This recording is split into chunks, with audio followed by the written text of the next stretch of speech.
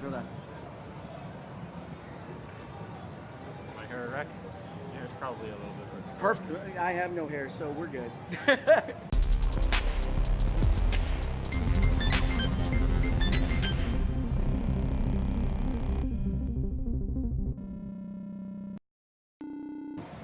Good afternoon, my beautiful nerd nation. Tsusasi here, and I am here with Paul, I Am MoonCat. And wait, what's your last name? Paul Zimmermann. Paul Zimmermann. Okay, yay, Paul Zimmermann and MoonCat. So what? First of all, where'd that cool ass name come from? Ooh, well that's a little bit of a history. Oh, it draws on a whole lot of things. Well, I wasn't prepared for that one. oh. Short version. Short version. Short version was drawn from a little.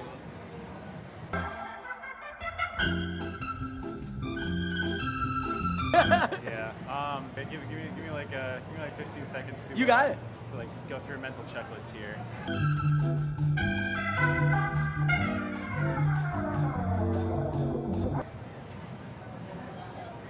We can move on. That's fine. Okay. We can come back to it. You know, it draws from a whole number of different little bits. People that's like, how do I tell them where I came up with MoonCat from? Where did this come from? This idea of creating these arcade cabinets for these wonderful indie games. So I'm a pixel artist myself. So I've Oh, been cool. in the game dev community for a while. We're going to different events and helping some other friends of mine too exhibit their games. Cool. And the entire time I was sitting there looking at this, going, we can do better. A lot of times it's just a developer coming over, plopping a laptop down on a table, right. And it's good, but there's nothing particularly impressive about that. So I wanted to take that up to the next level. But even more so than that, I wanted to take it into a way that I could take those and just put indies in front of people where they're trying to be entertained. Sure. So this is the first kind of inaugural launch of it. Taking these So cabinets. so ASET is the first time you've done this? Yes. Or presented them anyway? Yes. Okay. Two weeks ago, those cabinets did not exist. Wow, that's awesome. 2 weeks. That's all it took for that? Wow. Well, Holy crap. there were some bare bones pieces, and there was a lot of planning for sure beforehand. See, But it's been a mad dash. I can tell you, one of the things that appealed to me was, man, this camera is heavier than. Is that here are these indie games that are, can appear in any manner of fashion, any size screen, whatever. It's usually a hodgepodge, kind of like it's like the Rebel Fleet and Star.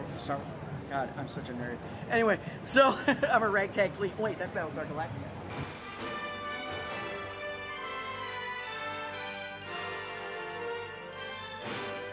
Anyway, I stopped this Now with the I'm on digressing. Podge of Sci-Fi. Yes, exactly.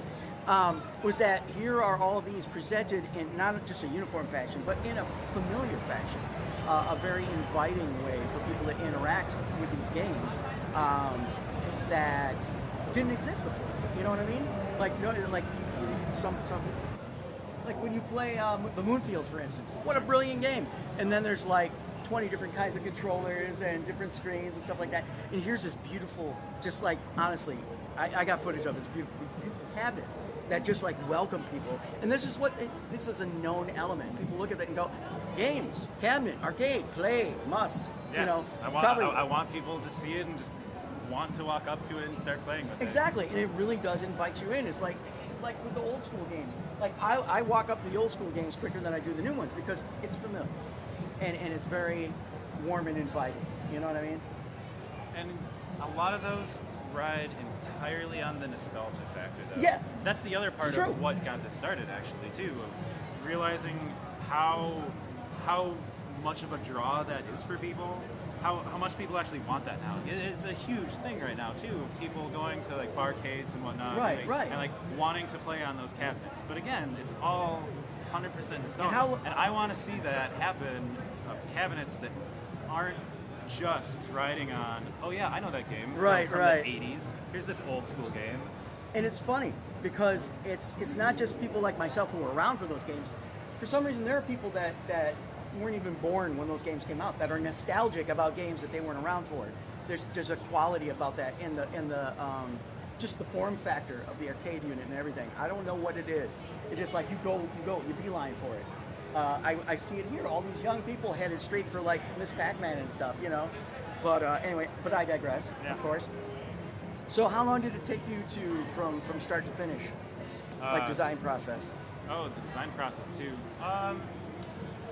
I'd say the first time I actually started ripping cardboard apart and putting it together was probably a month and a half ago. The initial concept I had a really, really tiny event back in my hometown of Sheboygan. Sheboygan! Yeah. As a kind of a little test round, but to prepare for that, I needed to get that form factor done. Sure. Build that cabinet that looks like a big arcade, just shrunk down. It's instead of the form factor of your typical bar top arcade, which does not look like a big arcade cabinet. No. So yeah, I just started off throwing a bunch of cardboard together, going back to my old architecture school days and building models and whatnot. So how many disciplines do you have here? Architecture, and I hear you're good with spreadsheets and... Oh yeah, spreadsheets for my office job. I was an I was the art kid for a while. I was kind of an art minor. I went for years for architecture. There was some graphic design time in there. I guess I do have a lot of different stuff. I was trying to read that of course, the pixel art, like I said. Wow. And then I guess you could count. Well, you could certainly count because that's the core of this. Helping exhibit other people's games, like with the Moonfields. I've helped exhibit that a few times before. Oh, really? That was the first one that got me started on showing other people's games. Very cool. Taking the Moonfields over to some conventions. And having that level of trust from him to say, yeah, sure, take my game. I'll trust you. Oh wow! Take it to So people. you you were like an independent contractor, sort of. Like you went off on your own with it for him to represent. Yes. Oh, that's really cool. Yeah, I mean, that's essentially what's happening here. Only two of those developers are here. You got Risk System and Moonfields, who are also in the indie game space. That's true. I didn't even think about that. But yeah, the others are actually, it's kind of a collection from across the world. Wow. I've got Summon Hats from Peru. That's from Peru? Yeah. Oh, wow. The Guerra games, that kind of Pico 8 retro-y one. Yes. That's a guy from Texas. Shattered Realms, they're from South Africa. And Sweet Fukushu, that guy's from Sweden. So it's all over the place. But yeah, that is really cool. So all these people like across the globe just trusting me, saying, "Yeah, dude, you can show my game. Let's give me some. So we're peeling back space." layers of awesomeness here. So I had no idea that this was like an international thing. That's really freaking cool. The arcade cabinets themselves are amazing. So, is there a next level to this, or? Oh, you're not ready to share? Or? No, that's the smirk of, oh, I got plans. Awesome. You want to share?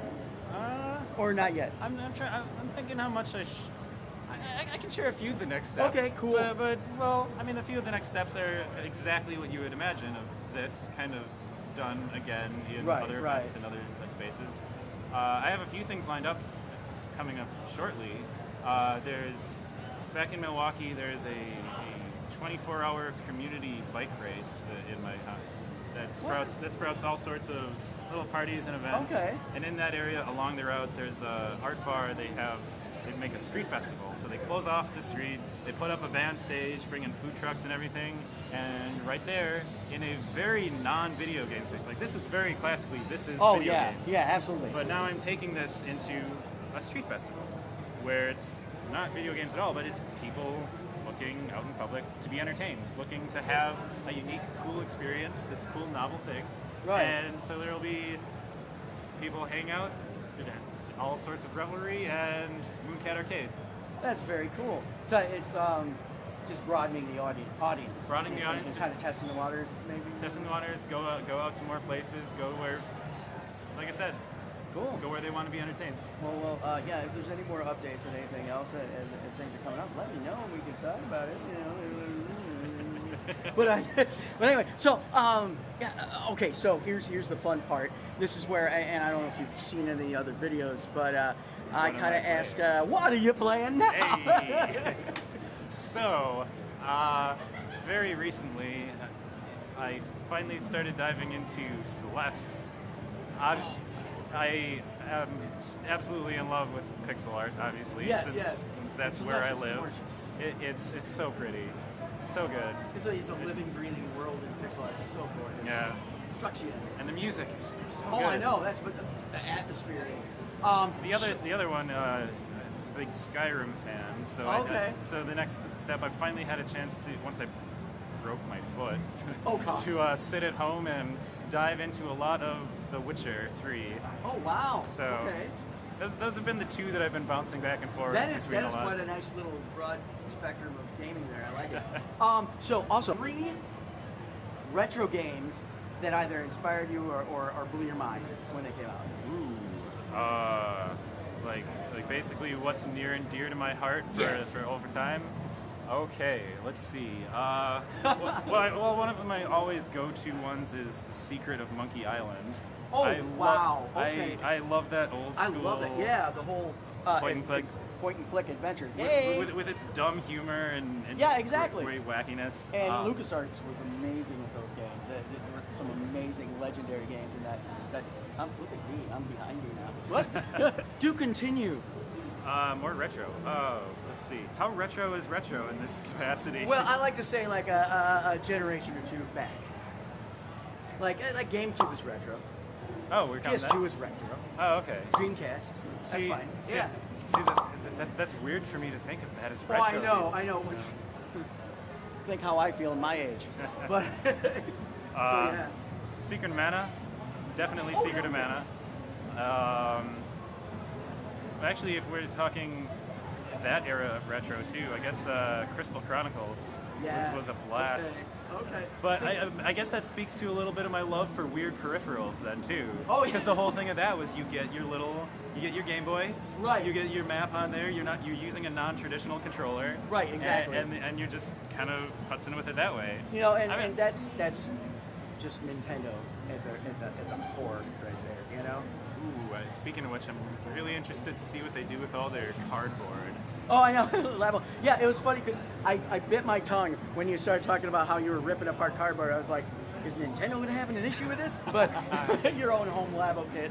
Yeah. But no, yeah, I am super. I have one. I have the broader creative kit. You know, the one that doesn't have the robot. But it is really a deep dive. It takes a long time to do stuff. I opened it up and looked at it. I'm like, I need to set aside more time. I am not going to be able to just sit down for an hour. It's multiple hours of putting it together. So yeah, It's your little Nintendo craft corner. yes, exactly. It is not IKEA. It's not it's not that easy. There's a lot of folding and stuff, and yeah, so it's a kind of a little bit of origami, a little bit of IKEA, all put together. But definitely a deep dive versus just like sitting down for a half hour, an hour. And you don't want to leave it out because cats and kids and whatnot. But anyway, so, well, thank you. Well, Before we're done, can Sure. I turn the questions over to you a bit? Yeah.